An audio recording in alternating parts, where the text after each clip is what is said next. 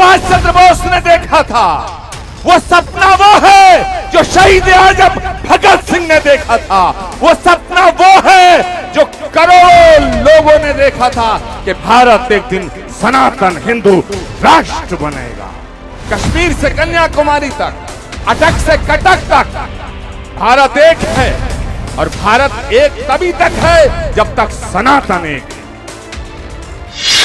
मैं आज एक बात साफ कर देना चाहता हूं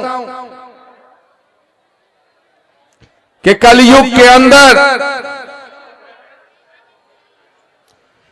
जितने सनातन को मानने वाले होंगे, उनके होठों पे जय श्री राम और पांव में धीरेन्द्र कृष्ण जैसे छाले होंगे।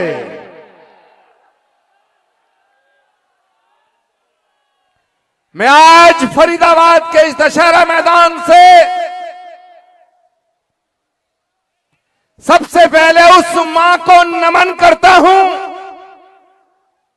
जिसने अपनी कोख से धीरेन्द्र शास्त्री जैसे राष्ट्रभक्त को जन्म दिया है।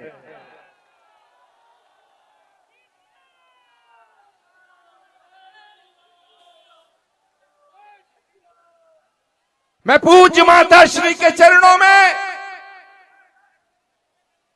मां भारती को नमन करने के बाद सत सत वंदन करते हुए कहना चाहता हूं कि जननी जने तो भक्त जन या दाता या शूर, जननी जने तो भक्त जन या दाता या सूर, नहीं तो जननी बांझ रहे क्यों खोती अपना नूर।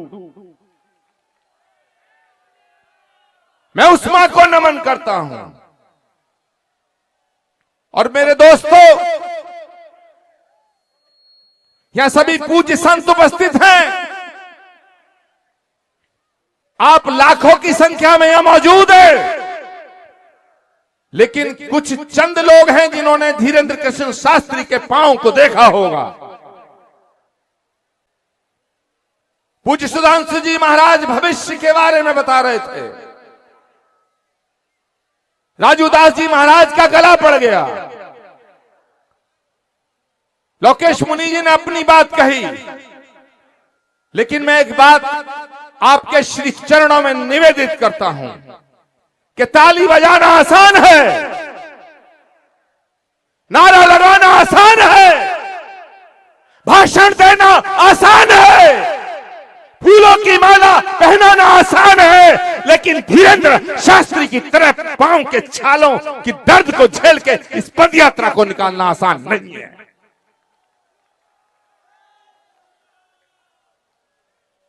नहीं है। इस पवित्र मंच से जहां तक भी मेरी आवाज जा रही है, यह सोचना होगा कि यह यात्रा का मकसद क्या है। इस यात्रा का मकसद किसी राजनीतिक दृष्टिकोण से देखना गुनाह होगा। इसका मकसद वो है, इसका मकसद है एक सपना, और वो सपना वो है जो कभी सुभाष चंद्र बोस ने देखा था, वो सपना वो है जो शहीद आजम भगत सिंह ने देखा था, वो सपना वो है जो करोड़ों लोगों ने देखा था कि भारत एक दिन सनातन हिंदू राष्ट्र बनेगा।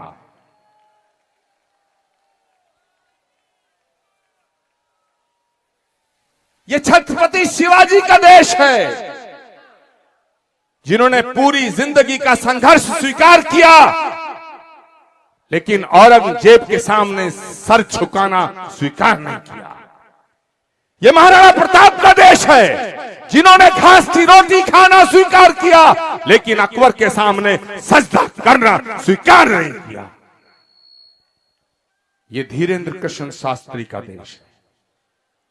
मेरी आवाज जहां तक जा रही है, हाथ खड़े करके जरा बताओ कि यह धीरेन्द्र कृष्ण शास्त्री का देश है, जिन्होंने सारी सुख सुविधाओं को ठोकर पे मार के इन पथरीले रास्तों पर नंगे पांव चलना स्वीकार किया। तो आज हम सब इनका समर्थन करते हैं, लेकिन एक इस मंच से प्रस्ताव देना चाहता हूं कि भारत कश्मीर से कन्याकुमारी तक, अटक से कटक तक भारत एक है, और भारत एक तभी तक है जब तक सनातन एक है।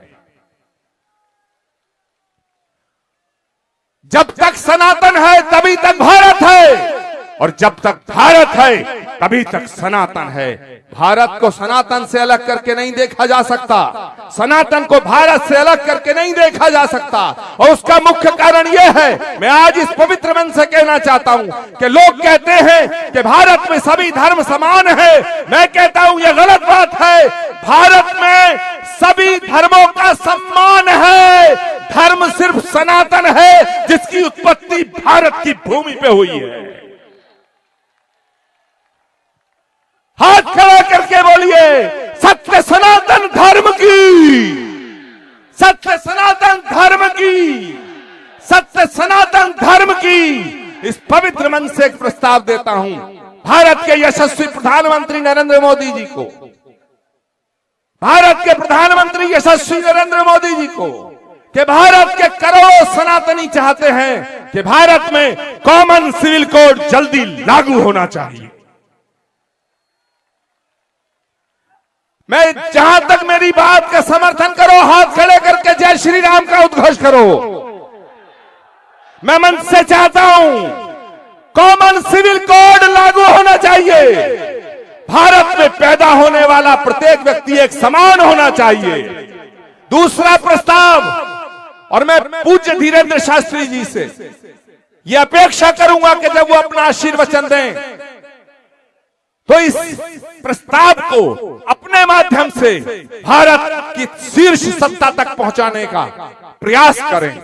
हमारी आवाज दिल्ली तक जाएगी। दूसरा प्रस्ताव है कि गौ माता हमारी माता है, हम गाय को अपनी मां मानते हैं। तो ऐसा नहीं हो सकता कि उत्तर प्रदेश में गाय मां हो और दूसरे राज्यों में, बंगाल में गाय हमारी मौसी बन जाए।